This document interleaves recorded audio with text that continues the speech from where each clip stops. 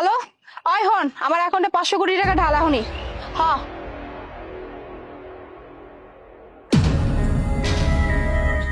ছোট লোক ফকির নেই, তোর সাহস দেখে তো আমি অবাক হয়ে যাচ্ছি। হ্যাঁ, আমার এত দামি গাড়ির উপরে তুই কিনা এই ময়লা বস্তা রেখেছিস।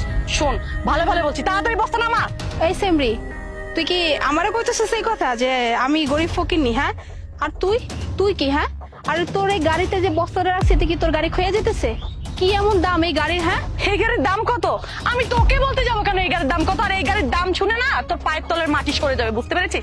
এই গাড়ির দাম 35 লক্ষ টাকা, যেটা কিনা তুই বাপের জন্মের চোখে দেখিসনি। আচ্ছা, এই গাড়ির দাম 35 লাখ টাকা? আচ্ছা আমি একটু চাইয়া দেখি কত 35 লাখ টাকা দামের গাড়ি। এমন ভাব দেখাইতেছিস মনে হয় যেন ফেরারি লই আইছস।